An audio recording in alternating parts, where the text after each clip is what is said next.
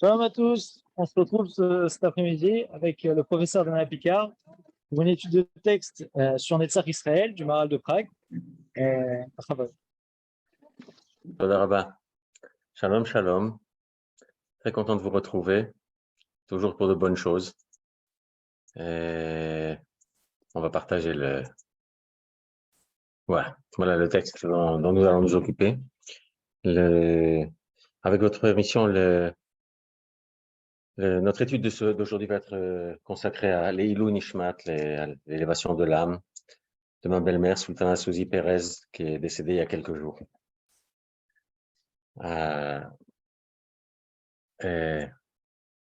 On avait commencé à étudier un certain nombre de choses la semaine dernière. Non, Vous n'entendez pas? Si, on vous entend bien. Ah, d'accord. Sinon, je peux prendre quelque chose avec un micro ou autre. Il a D'accord. pas Alors, annoncé. Alors, c'est ce on avait commencé à étudier il y a 2 semaines, un certain nombre de textes qui étaient supposés nous préparer à l'étude de ce chapitre-là du Maharal. On a énormément sauté, oui, on verra plus tard si on revient un peu en arrière ou pas. Et on va maintenant rentrer un petit peu à l'intérieur du chapitre lui-même pour apprendre un peu ce que le Maharal veut nous dire. Alors, Havaya ba'olam hi mithava miktsat achar miktsat, כמו שתראה בכל הוויות צמחים, בעלי חיים, שמתהווים קצת אחר מקצת. Il dit toute chose qui existe dans le monde, qui arrive à l'existence dans le monde, eh bien, cette chose-là arrive à l'existence petit à petit. Miktsat achar miktsat, ça veut dire petit à petit. Comme je dirais, comme tu peux le voir dans tout ce qui existe dans le monde, smachim, les plantes, les chaim, les animaux, chez mitavi miktsat achar miktsat. On le voit bien avec les plantes, puisque on les voit pousser. Oui, on voit apparaître un petit bout de plante, un petit bout de feuille quelque part, et la chose se développe, et puis petit à petit des branches se développent. On voit apparaître la plante petit à petit. Pour ce qui est des animaux, si on parle des mammifères, eh ben, il y a une gestation plus ou moins longue, 4 mois ou 5 mois pour les ovins, 2 ans pour les éléphants.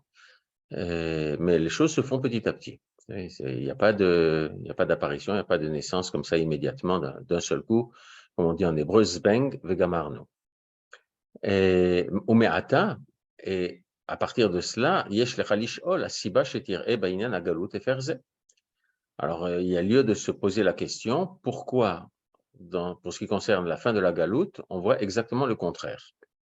Chez Kodem vesamuch lebiat hagoel nira shiflut Israël yoter mima she'haya kvar, parce que, puisque avant et très proche de la venue du Rédempteur, nira shiflut Israël, on voit Israël extrêmement bas, humilié, beaucoup plus que ce qui était avant.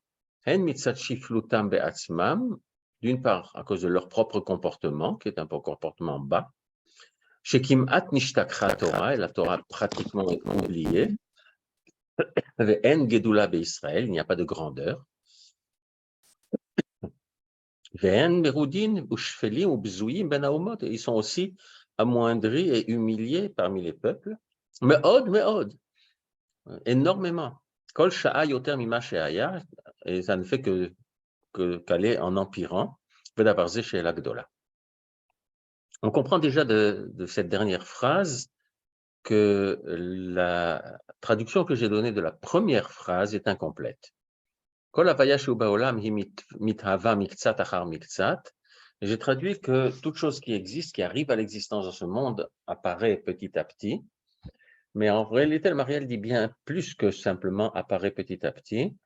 Ce qu'il veut dire, c'est que cette apparition petit à petit est une apparition dans laquelle on voit un progrès.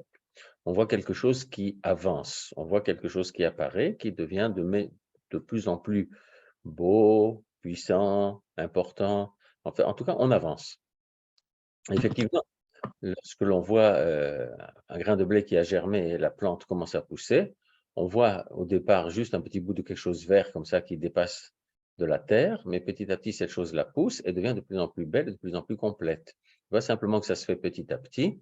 Ça n'est pas un être qui était déjà entièrement fait et simplement la taille change, mais il était ce qu'il était et petit à petit, il s'améliore. Et nous dit le Maharal, c'est quand même curieux que quand on parle de la réapparition d'Israël sur la scène mondiale, elle ne se passe pas de cette façon-là. On aurait pu croire qu'elle se passe en voyant une montée en puissance régulière. Or, ce n'est pas le cas.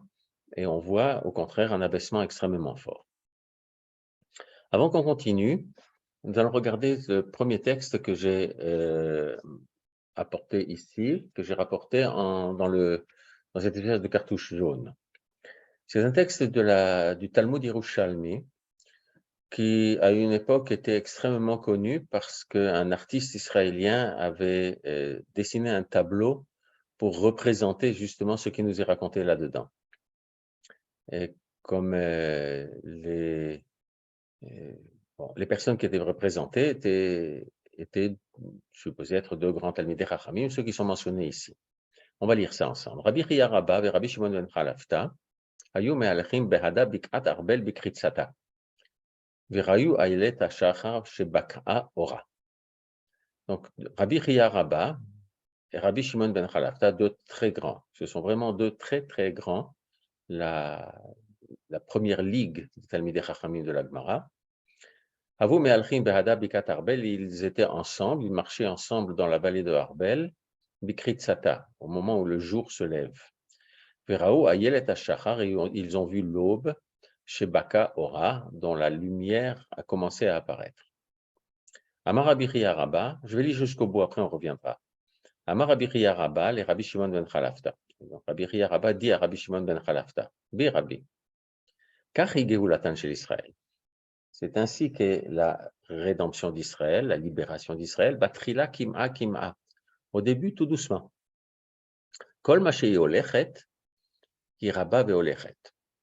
Et plus elle avance et grandit. Maïta'ama, et d'où on le sait, d'un verset qui est dans Micha, le prophète Michée, qui est Eshev bachosher, Hashem orli. Lorsque je serai assis dans l'obscurité, Dieu sera ma lumière, ou est ma lumière. Une drôle d'histoire, on l'aime bien. Le tableau d'ailleurs était un très beau tableau. Bon, apparemment, il est un petit peu passé de mode, on ne le retrouve plus dans les magasins pour touristes.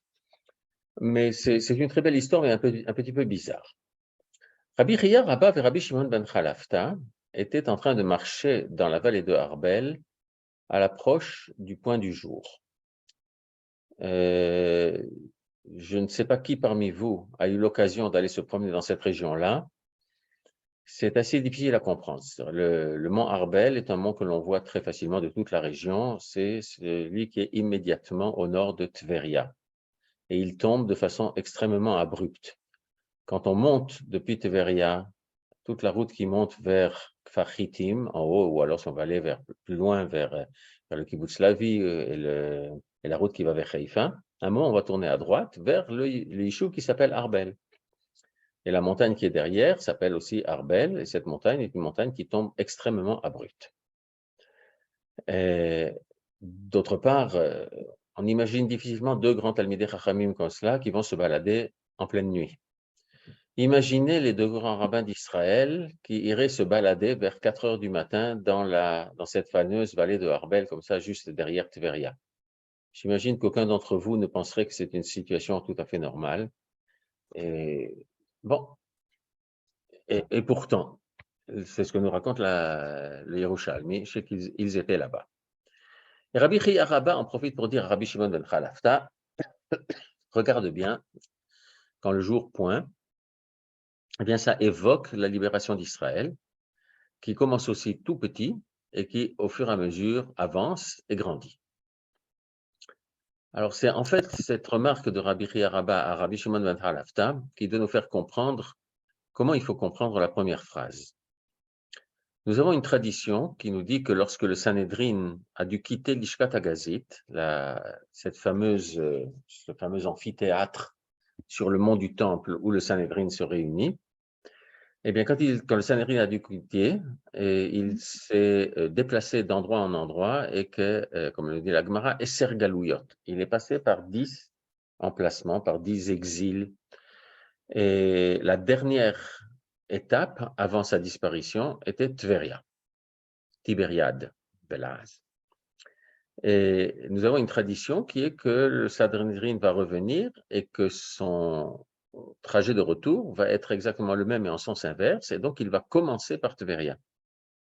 On pourrait donc comprendre ici que Rabbi Chia Rabba et Rabbi Shimon ben Chalafta étaient en train de discuter entre eux la façon dont la Géoula doit se produire, et ils ont donc fait cela à l'approche de Tveria, c'est-à-dire en essayant de comprendre quel est le processus de rédemption qui doit commencer en fait par Tveria.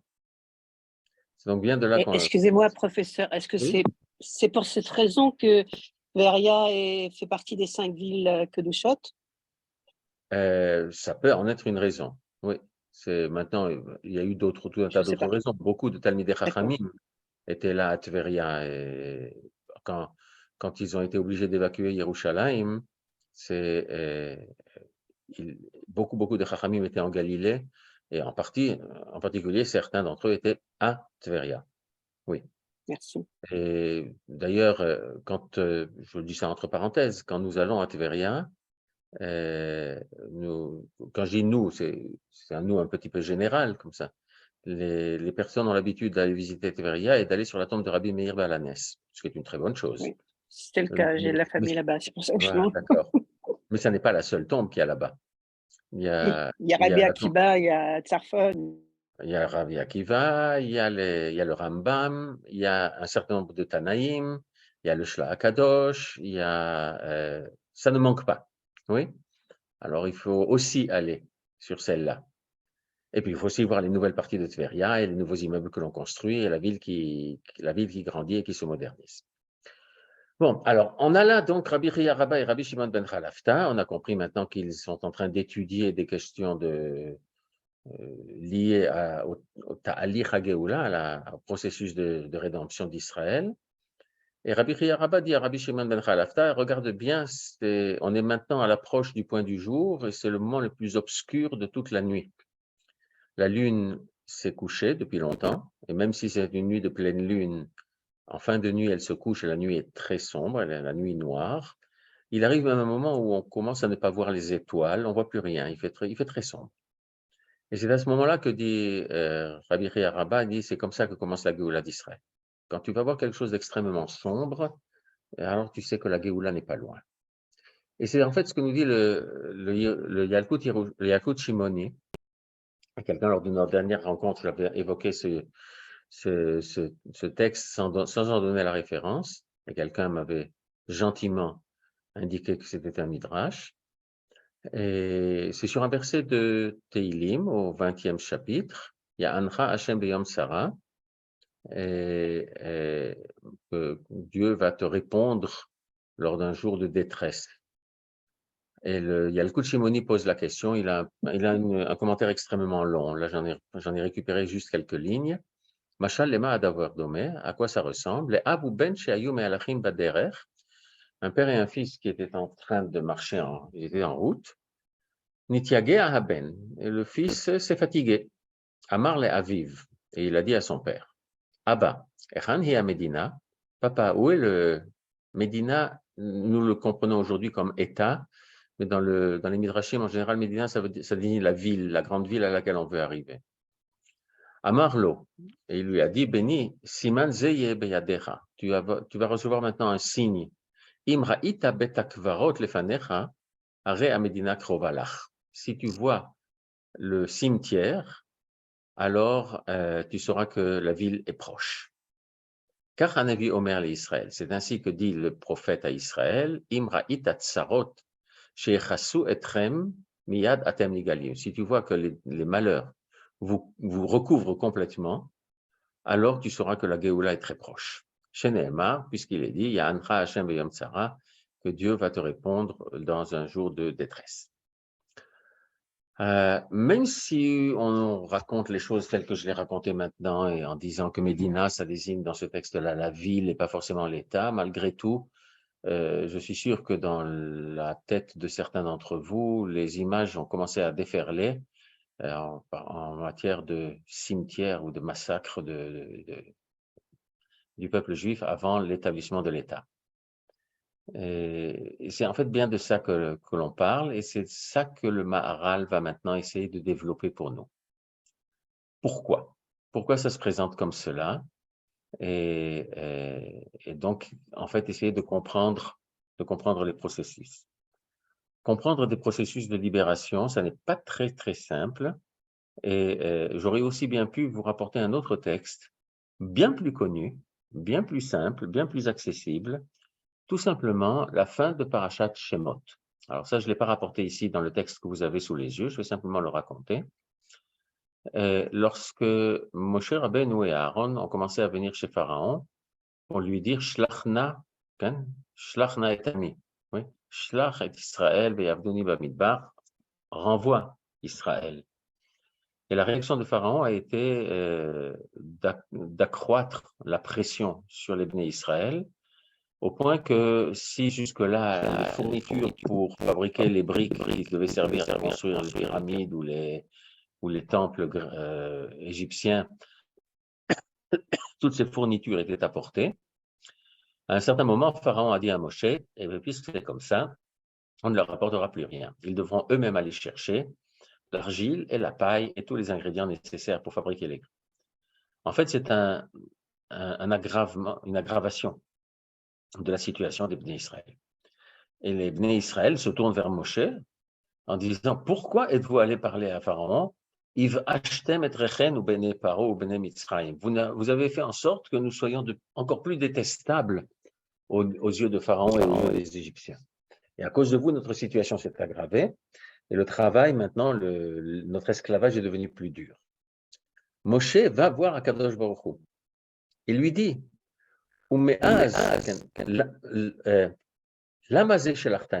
pourquoi m'as-tu envoyé?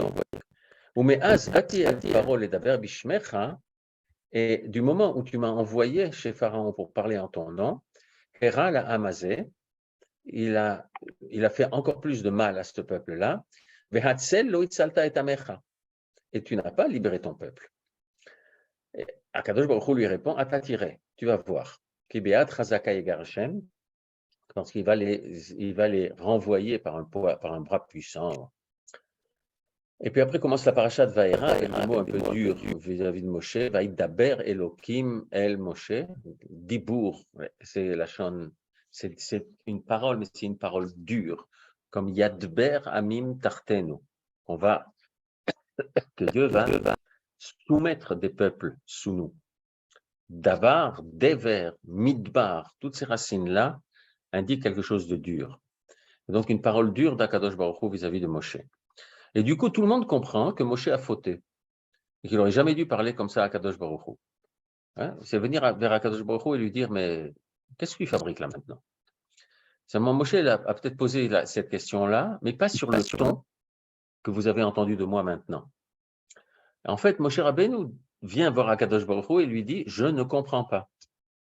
Tu m'as envoyé pour faire sortir les Bnei Israël d'Égypte.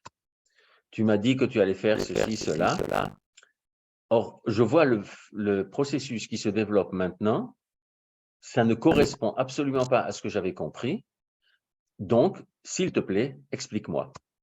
Ça n'est pas une révolte contre Akadosh Baruch Hu, mais c'est une demande d'explication. Explique-moi ce que tu es en train de faire. Explique-moi pourquoi le processus de libération d'Israël passe par une étape dans laquelle l'esclavage devient plus fort. Ça, Moshe Rabbeinu ne le comprend pas et pose la question à Akadosh Baruch Hu. C'est exactement cette question-là que pose le Maharal. Pourquoi, à l'approche de la venue du Mashiach, pourquoi, à l'approche de la Géoula, la situation devient-elle plus grave? On aurait pu penser que, comme les plantes qui s'améliorent au fur et à mesure de leur pousse, comme les animaux qui s'améliorent au fur et à mesure de leur évolution après la naissance, et on connaît ça aussi pour les petits humains. Oui, un petit dôme, on va parler comme Mowgli, un petit dôme, quand il naît, est à peu près incapable de quoi que ce soit. Tout ce qu'il sait faire, c'est dormir, téter, et puis le contraire. Oui. Et petit à petit, il apprend. Et il apprend et ça prend du temps pour pouvoir s'améliorer. D'accord. Alors maintenant, pourquoi le processus de libération ne se passe pas comme ça? C'est ce que le Maharal va essayer de nous expliquer. Et il va donc nous dire la chose suivante. Donc,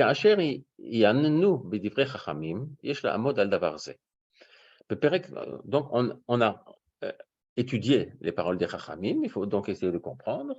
Beperek Chelek, Amar le Rav Nachman la Rav. Les Rav.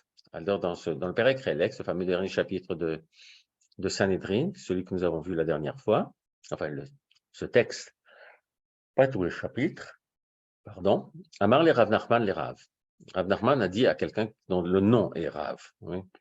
Mishama lach, et mata ete bar nafle. Est-ce que tu as entendu quand va veut dire bar nafle?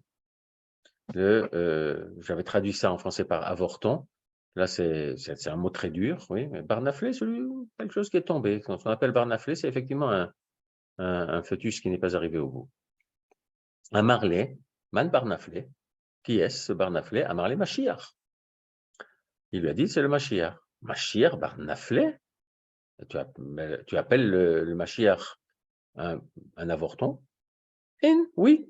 Dirti, Bayom, David Anafalet, parce qu'il est dit dans Amos que ce jour-là, je redresserai la souka de David qui est tombée, qui s'est effondrée. Alors, on avait expliqué la dernière fois pourquoi justement Am Israël est comparé à une souka, en insistant sur le fait que lorsqu'une maison s'effondre et qu'on en construit, on en construit une autre, ça n'est plus la même maison, alors que quand une souka s'effondre, eh bien, c'est cette souka-là que l'on redresse. Et donc, Am Israël, qui arrive à ce processus de Géoula, c'est le même Am Israël qui était tombé. Ce n'est pas un autre peuple. À l'envers de ce que nous racontent les évangiles ou de ce que veulent nous raconter les chrétiens, même les chrétiens d'aujourd'hui, il n'y a pas un remplacement par un vrai Israël qui serait quelque chose de nouveau. L'Israël qui apparaît aujourd'hui, qui est apparu il y a 75 ans, qui est l'État d'Israël qui est apparu, c'est la continuation complète de ce qui existait avant. C'est la même souka qui est redressée. Amarlé. Achi Amar Rabbi Yochanan. Voici ce qu'a dit Rabbi Yochanan, donc d'une génération avant, et un des très grands chachamim de la Gemara. Donc, chez Ben David Ba, Bo, Talmidei Chachamim Mitma'atim, Vash'ar Enehem Kalot Be'agon Va'anacha. La génération où vient le fils de David, donc le Mashiach, les sages diminuent, ils diminuent en nombre, ils diminuent en sagesse. Et les autres, leurs yeux s'épuisent en détresse et en pleurs. Et des malheurs innombrables se renouvellent constamment. Avant même que la première soit plus ou moins passée, la deuxième arrive déjà.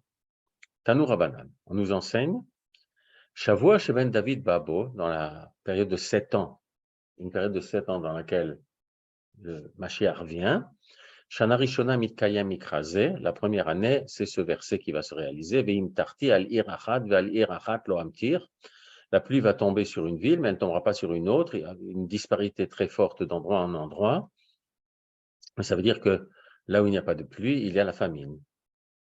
Shnia, pendant la deuxième année, les flèches de la famine, en fait, c'est donc pour dire la famine ne fait que s'étendre. Shlishit, Ra'av Gadol. Shlishit, alors là, c'est une famine épouvantable. Umetim, Anashim, Venashim, Vetaf, Chassidim, Ve'anche Ma'aste. Beaucoup de gens meurent à cause de cette famine épouvantable. Vetorah, Mishtakachat Milomdea, et la Torah est oubliée par ceux qui l'étudient. Ah bah oui, quand il y a la famine, les gens sont occupés à essayer de chercher, de grappiller, essayer de trouver quelque chose à manger. Et donc, par la force des choses, ça leur prend tout leur temps. L'étude de la Torah en pâtit, et donc la Torah se fait oublier. La révite, Sova, Ve'eno Sova. La quatrième année, les choses commencent à s'améliorer. Il commence à y avoir un petit peu d'abondance, mais il y a de l'abondance, mais pas d'abondance en même temps. C'est encore une situation extrêmement instable.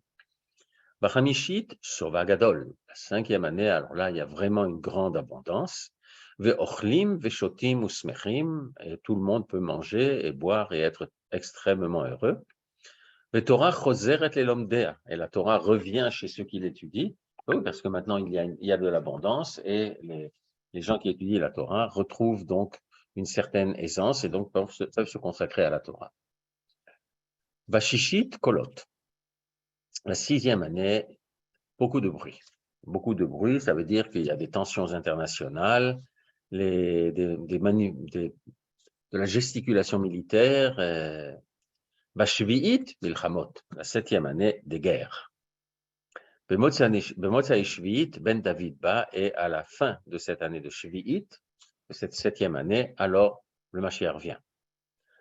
Amar Rabbi Yosef.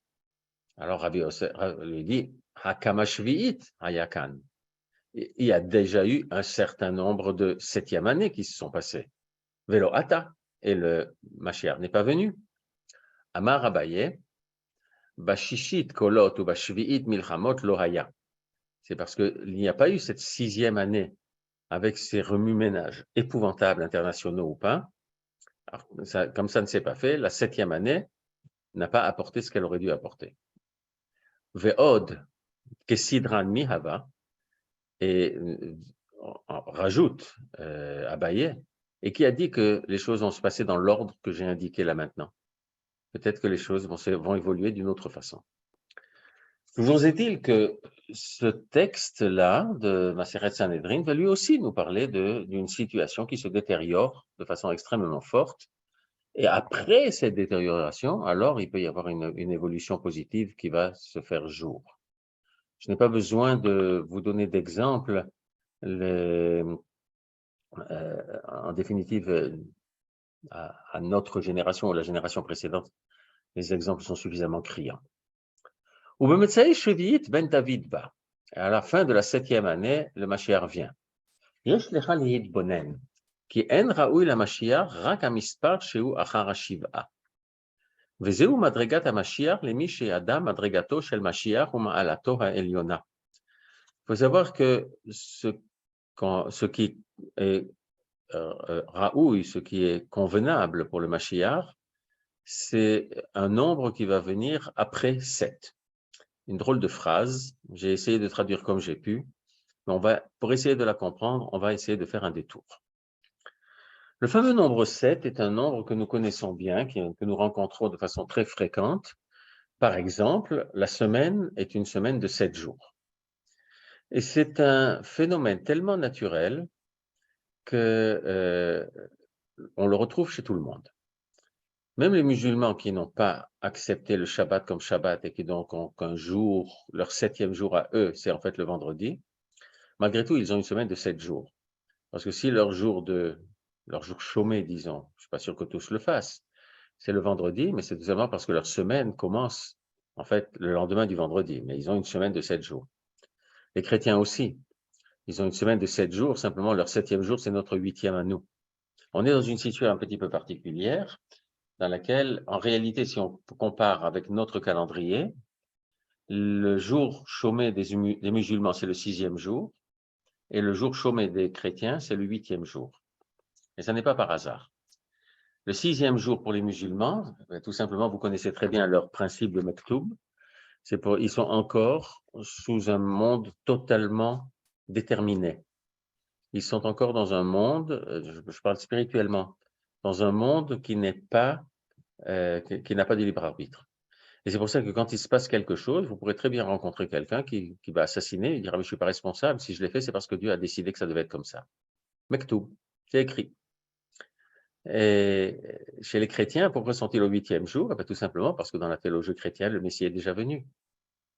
Alors je ne sais pas si les pères de l'Église à l'époque, il y a 2000 ans, avaient déjà lu le Maharal, ça m'étonnerait quand même pas mal. Mais en tout cas, c'est de ça qu'il parle. Puisque le Messie est déjà venu, en fait, le Maharal nous dit, ce qui correspond au Messie, c'est le nombre qui vient après 7, c'est 8. Ah, bon. Est-ce que vous avez compris vraiment ce que je viens de dire? Pas forcément, parce que je n'en ai pas dit assez. Alors, on va regarder un petit peu ailleurs. La Gemara dans Masechet Yoma nous enseigne que Shivat Yamim Lifne Serefat Apara, Mafrishim et Akohen Asoref et Apara, les On peut Lishkash. avoir le texte, professeur. Et je ne l'ai malheureusement pas préparé. Je peux essayer Ah, de ok. vous montrer. Excusez-moi, Non, excusez-moi. non, il n'y a pas de problème. J'ai oublié de le préparer, mais on peut quand même essayer. On va essayer là. Alors, donc, j'ai enlevé là. Et bon, je vais continuer à vous raconter des choses tout en cherchant. D'accord, pas de problème. Et nous disions donc, Shiv'at Yamim Lifne Srefat Apara.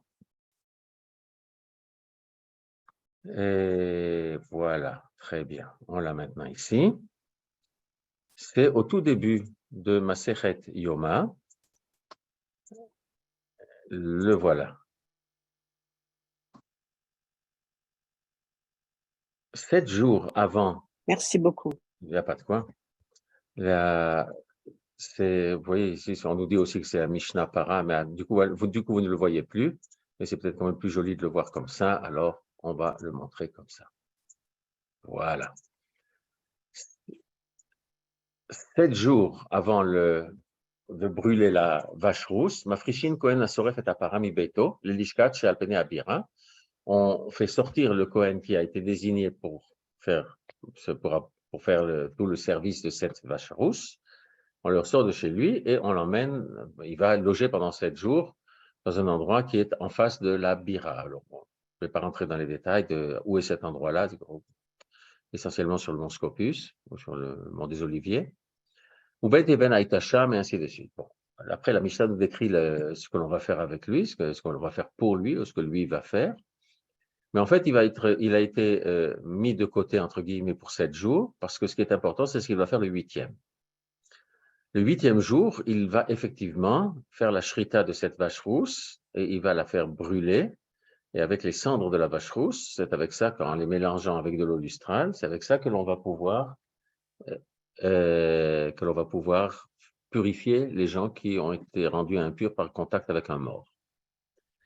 Cette Mishnah est la première Mishnah que l'on a dans Masechet Yoma, ce qui n'est pas très étonnant, tout simplement parce que en fait, les Chachamim veulent comparer cette Mishnah avec une autre qui dit que Shivat Yamim Lifne Yom Kippurim. Je vais essayer de vous montrer ce texte-là ici. Shivat Yamim Lifne Yom Kippurim, le voilà, une petite minute. De nouveau, vous l'avez ici. Shivat Yamim Kodem Yom Kippurim, Afrishim et Akohen Agadol et Lishkat Palredrin Behar Habayit. 7 jours avant Yom Kippour, on fait sortir le Kohen Gadol de sa maison et on l'emmène dans un endroit qui s'appelle Lishkat Paredrin, qui est sur le mont du Temple, et c'est là qu'il va rester 7 jours et qu'il va se préparer. À quoi? À ce qui va se passer le 8e jour. Les 7 jours en question sont une préparation au 8e jour. Qu'est-ce qui va se passer le 8e jour pour le Kohen Gadol? Ça, c'est plus facile. C'est Yom Kippour. Il va entrer dans le Kodesh HaKodashim, il va faire tout le service du temple, tout le Seder HaAvoda, et entre autres, il va entrer dans le Kodesh HaKodashim, dans le Saint des Saints, et là-bas, il va avoir une proximité avec Akadosh Baruch Hu extrêmement importante, au point que la Gemara dans Masechet Brachot nous dit que le Rabbi Ishmael ben Elisha raconte qu'une fois, il est entré dans le Kodesh HaKodashim et qu'il a eu une vision extrêmement forte d'Akadosh Baruch Hu, et il a eu un dialogue avec Akadosh Baruch Hu. Il faut à cette occasion-là 7 jours de préparation pour pouvoir arriver au 8e. Et c'est de là qu'on a cette expression que vous connaissez tous, que le 8e est au-dessus de la nature. Le 7, c'est le nombre qui régit la nature, et 8, c'est au-dessus de la nature. On va le rencontrer ailleurs, ce 7 qui est suivi d'un 8, par exemple, avec les 7 jours qui précèdent la Brit Mila. Alors, on connaît bien, c'est un minhag très fréquent de faire un Brit Yitzhak, la veille de la Mila, mais il y avait des communautés dans lesquelles on faisait un Brit Yitzhak 7 fois, les 7 jours à partir de la naissance jusqu'au jour de la Mila. Et la Mila, le 8e. Vous allez retrouver ça aussi à Sukkot, puisque la fête de Sukkot, c'est 7 jours. Mais faites bien attention, elle n'a pas de Yom Tov à la fin. Elle a un Yom Tov au début, elle a 6 jours de Chol HaMoed, mais après ça, il y a un autre jour qui appartient pas à Sukkot, qui est une autre fête qui s'appelle Shmini Atzeret, qui lui est effectivement un 8e jour. Et en réalité, c'est quelque chose que nous étudierons après, je ne veux pas trop m'étendre là-dessus, un jour, on aura l'occasion d'étudier cela, mais il faut que je puisse revenir au Maharal encore maintenant. Mais en réalité, le 8e jour, Shmini Atzeret, qui est ce fameux jour de Simchat Torah, il est préparé par les 7 jours de Sukkot. On a 7 jours qui nous amènent au 8e. Et le Rav Rami David Halevi, qui était à Alav Shalom, le grand rabbin de Tel Aviv, dans son livre Mekor Chaim, indique que Shmini Atzeret, c'est le jour de la Torah, c'est le don de la Torah. En fait, c'est le don de la Torah pour le futur, qui correspond au don de la Torah dans le passé, qui est Shavuot. Shavuot, qui apparaît non pas après 7 jours, mais après 7 semaines, mais immédiatement, parce qu'en Israël venait de tellement bas qu'il a fallu 7 semaines pour se préparer, pour pouvoir arriver à recevoir la Torah. Mais on a de nouveau un phénomène de 7 qui est suivi de 8, et il y en a encore beaucoup d'autres comme cela dans l'ensemble d'une vie de Torah. Alors on revient en Maharal, et c'est en fait de ça qu'il vient nous parler quand il nous dit que le nombre qui correspond bien au Mashiach, c'est le nombre de 8. Parce qu'il s'agit de quelque chose qui est un accomplissement de quelque chose. C'est un accomplissement d'un monde dont l'histoire s'est faite telle qu'elle s'est faite, et les choses se sont développées telles qu'elles se sont développées, mais le Mashiach vient nous changer les choses. Et pour changer les choses, eh bien, il faut d'abord que ce qui s'appelle Ha'avaya Akodemet, c'est que ce qui existait avant, eh bien, petit à petit, ça va diminuer. Et tout ce qui a fait le monde, la nature du monde pendant toutes ces années-là, pendant tous ces siècles-là, c'est quelque chose qui va petit à petit disparaître. Et on voit effectivement un certain nombre de choses qui disparaissent et qui correspondent bien à ce que la Gemara dans Masechet Sanhedrin vient nous décrire.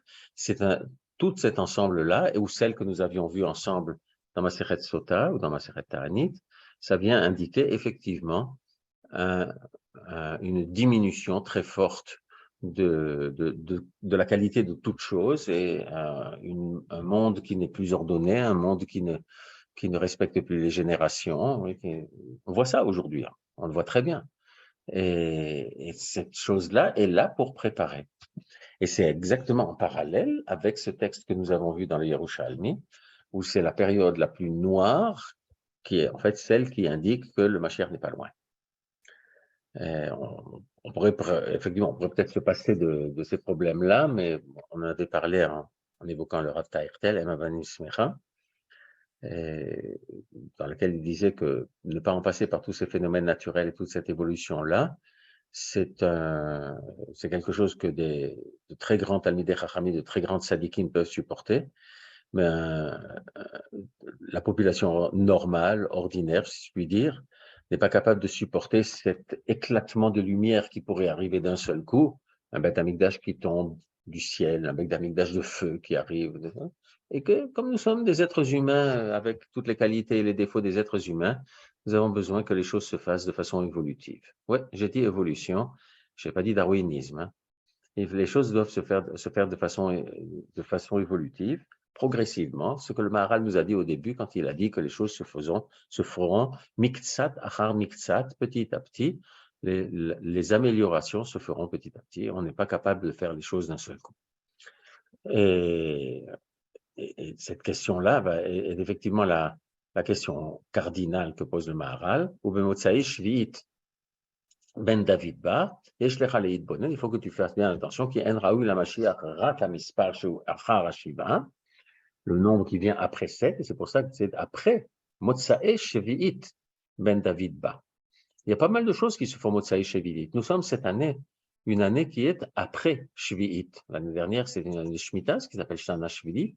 Et on est une année où il y a eu normalement un Kenes Hakel, ce grand Kenes, ce grand rassemblement de tout Israël, les hommes, les femmes, les enfants, tout le monde, pour entendre le roi lire dans la Torah. Oui, c'est quelque chose auquel on peut arriver parce qu'on a progressé extrêmement fortement pendant toutes ces 6 années qui ont précédé la Shemitah, plus l'année de Shemitah, ou puisque l'on n'a pas travaillé, je parle d'une société agricole, puisqu'on n'a pas travaillé, alors on a été parfaitement libre pour étudier la Torah. Et c'est de ça que le Maharal nous parle. Et il vient en plus nous rajouter autre chose. Et il nous dit, ce monde-ci est basé totalement sur le nombre 7. Quelque chose que le Maharal ne dit pas. Apparemment, ça n'avait pas dû l'intéresser, ou bien il n'avait pas fait tourner les tables pour savoir que ça allait arriver. À peu près 100 ans, 150 ans après que le Maharal ait écrit ces lignes-là, il y a eu la Révolution française. Et pour se démarquer fortement de l'Église catholique, les révolutionnaires ont décidé de changer le calendrier. J'imagine que vous vous souvenez, vous avez appris ça en cours d'histoire. Et comme la Révolution française a apporté au monde le système décimal, ils ont voulu avoir, non pas des semaines de 7 jours, mais des périodes de 10 jours. Et il y avait donc des périodes de 10 jours, et un mois était toujours de 30 jours, et il était composé de 3 périodes de 10, appelées des décadis. Il y avait le décadis, c'était le 10e jour. Ils ont essayé comme ça, et ça n'a pas marché. Si vous remarquez bien, tous les peuples du monde, y compris les Chinois qui n'ont rien à voir avec la tradition juive, ni avec la tradition quelle qu'elle soit d'un monde en Occident, ils fonctionnent sur un rythme de 7 jours. C'est vrai qu'ils n'ont pas vraiment un jour chômé chez eux, mais malgré tout, ils fonctionnent d'après un rythme de semaine de 7 jours. C'est comme ça que les choses fonctionnent. La nature n'a pas accepté.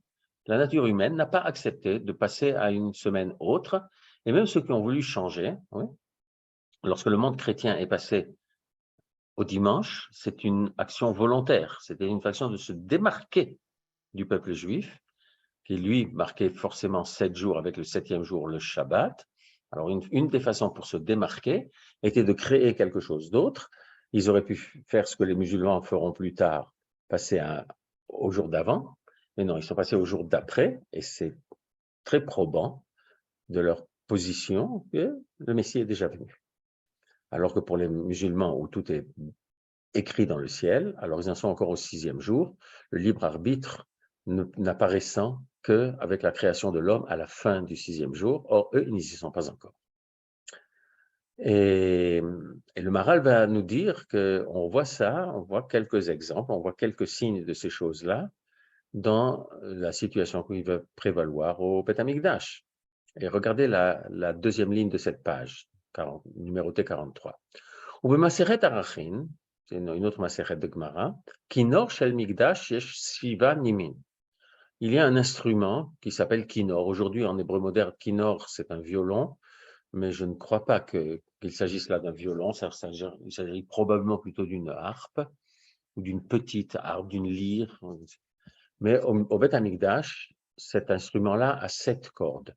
Shene'emar, Sova Semachot, c'est un verset dans Teilim, Al Tikra Sova et la Sheva, une démonstration en jouant sur les lettres. Velimot HaMashiach shel Shmona Nimim. Mais alors, à l'époque du Mashiach, ce même instrument aura 8 cordes.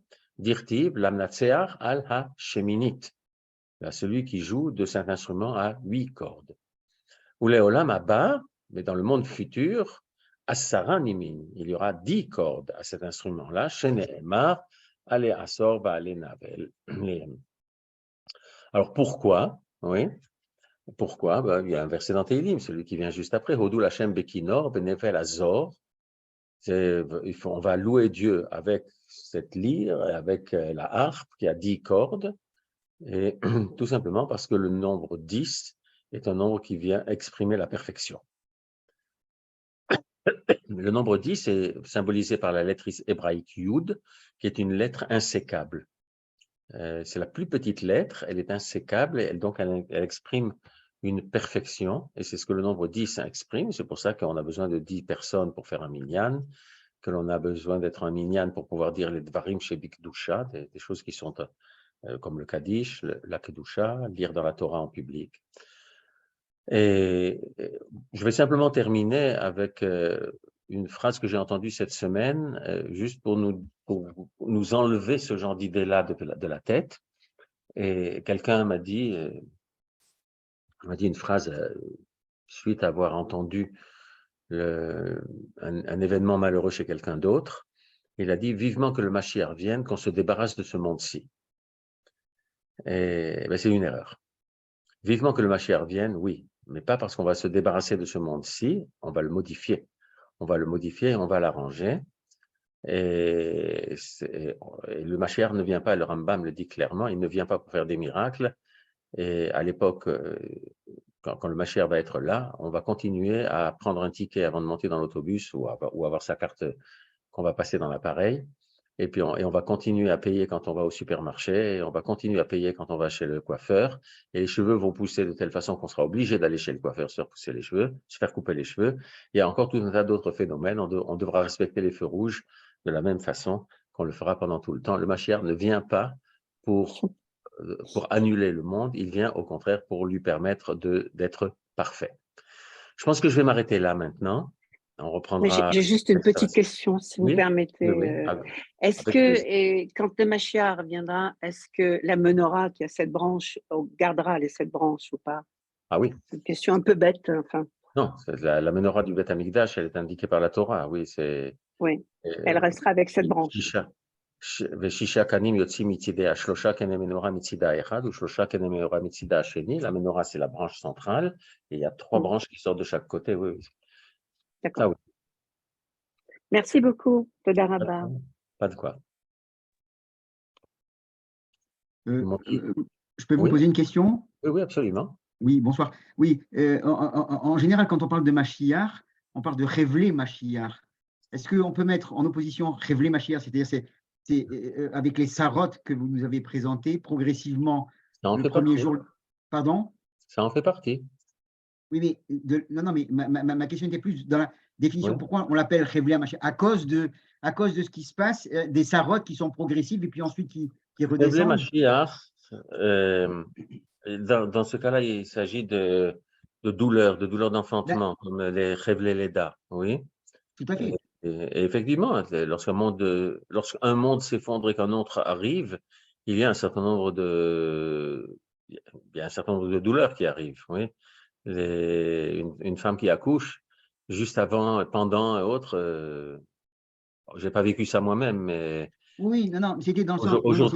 aujourd'hui, il y en a qui essayent de le faire, Tout à mais fait. Non, mais c'était dans le sens des sarotes, de comment toutes ça les s'appelle? Donc, épreuves. j'en ai pas l'expérience personnelle, mais il paraît que c'est très douloureux. Et Oui, pourtant, non, c'est mais pour faire apparaître une nouvelle vie, un enfant, et tout le monde crie Mazal Tov. Oui. non, tout à fait, j'entends. Mais c'était dans cette progression qui était pré-Mashiach, c'est-à-dire que chaque jour, il y avait des difficultés qui étaient progressives de chaque jour, puisqu'on a vu le premier, le deuxième, etc. Et puis ensuite, Oui. à partir du 6e, 7e, on revient vers des jours plus heureux. Ça veut dire que ces douleurs, ce sont des douleurs non seulement dues à l'enfantement, mais des douleurs qui étaient antérieures à l'arrivée du Mashiach. Oui, mais je veux bien continuer. Oui, je veux bien continuer, mais en étant un petit peu prudent malgré tout, oui. Mais dans les premiers mois de la grossesse, c'est les moments où il y a le plus de nausées, le plus de problèmes et autres. Et après, il y a 3 mois qui sont beaucoup plus calmes, beaucoup plus. Je ne sais pas, comment le décrire vraiment. Oui, non, Alors, effectivement, vers la fin de la période des 9 mois, alors ça devient de nouveau plus difficile. Et certains des problèmes, des douleurs d'enfantement proviennent effectivement de choses qui sont venues avant. Oui. Une femme qui aura passé sa grossesse à boire du whisky et à fumer des cigarettes, il ne faut pas s'étonner qu'au moment de l'enfantement, il y aura des problèmes. Tout à fait. Non, ok. On a ce genre de choses là aussi. Am Israël, l'ensemble du monde fonctionne de façon un petit peu dommageable, oui. Alors, au moment où il faut récupérer ces choses-là, il y a des fois où pour faire la correction, ça nécessite un certain nombre de phénomènes pas très sympathiques. Alors, c'est ce qui se passe, en fait. Ok, Toda rabba. Ok. Erev Tov, merci, professeur. Pas de quoi. Là, cette fois-ci, je ne vous ai pas beaucoup vu. Je ne sais pas pourquoi je n'arrivais pas à passer sur l'écran, à passer de cadre à cadre. Alors, bon. Portez-vous bien. Ezrat Hashem, qu'on apprenne de bonnes nouvelles. Qu'on entende Toda vraiment rabba. de bonnes choses. Nouvelles de bonnes. Ken. Des traos. Merci beaucoup. Pas de quoi.